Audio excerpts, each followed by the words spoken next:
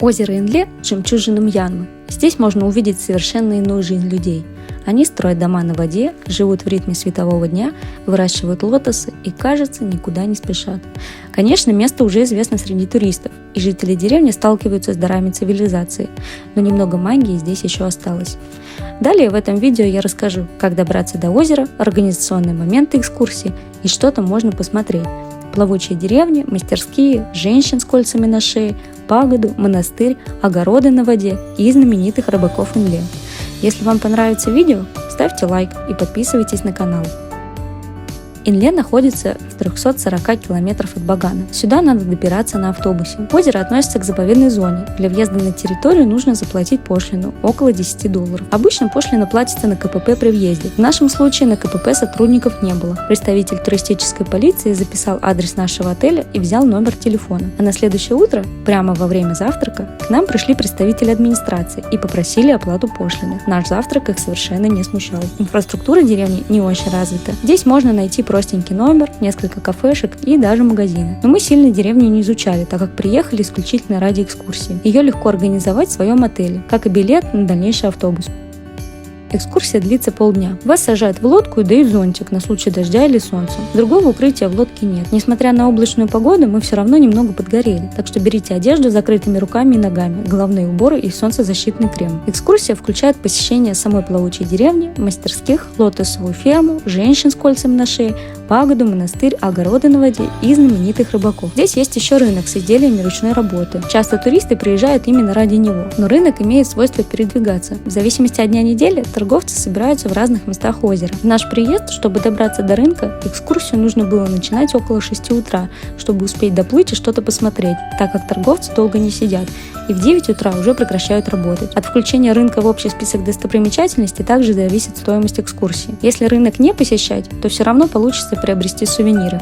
При каждой мастерской есть магазины. В некоторых даже банковские карточки принимают, но не во всех. Плавучие деревни выглядят, конечно, очень интересно. Здесь много домов, расположенных на сваях. Рядом припаркованы лодки, где-то сохнет белье и даже живут собачки. Здесь есть электричество, а вода вокруг на удивление чистая, хотя в этой воде и посуду моют, и детей купают, и нужду справляют. Кто был на озере Тонлесап в Камбодже, знает, что там картинка совершенно другая. Много людей здесь мы, к сожалению, не увидели. Наш лодочник сказал, что все на работе, но даже то количество жителей, что мы видели, не очень совпадает с количеством домов вокруг. Кажется, что все-таки цивилизация потихоньку сюда доходит, и жители просто перебираются на сушу. В любом случае, поплавать среди домиков было любопытным.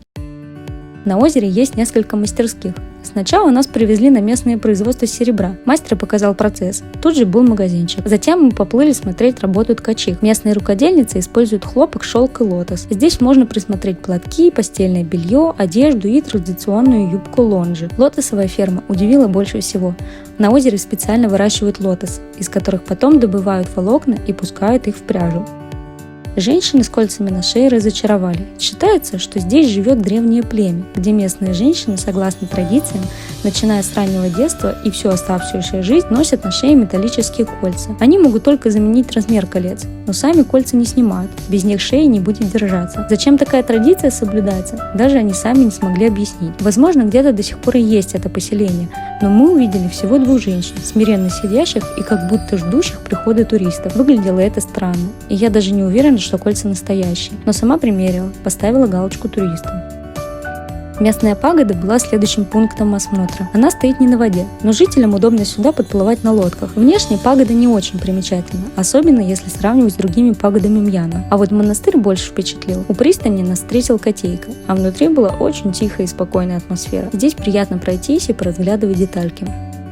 В завершении экскурсии проплываем огороды на воде и смотрим рыбаков. Огороды создают из водорослей. Здесь выращивают овощи. Перемещаются между ними и обрабатывают их, конечно же, прямо с лодок. А местные рыбаки – это символ озера Инле. Все дело в их необычном способе гребли. Балансируя на одной ноге и гребя другой, рыбаки высвобождают руки, чтобы выставить сети или достать улов. Так они проводят в лодке весь день с рассвета и до заката, приплывая домой только для отдыха. В целом, озеро Инле очень понравилось. Для меня это оказалось тем местом, ради которого следовало стоило ехать в Мьянму. Смотря на жителей и то, как у них организован быт, в очередной раз понимаешь, как все-таки много неизведанных мест, культуры и общин, как интересно с ними соприкасаться, как будто в другой мир попадаешь. Если вам понравилось это видео, поддержите лайком и подписывайтесь на канал.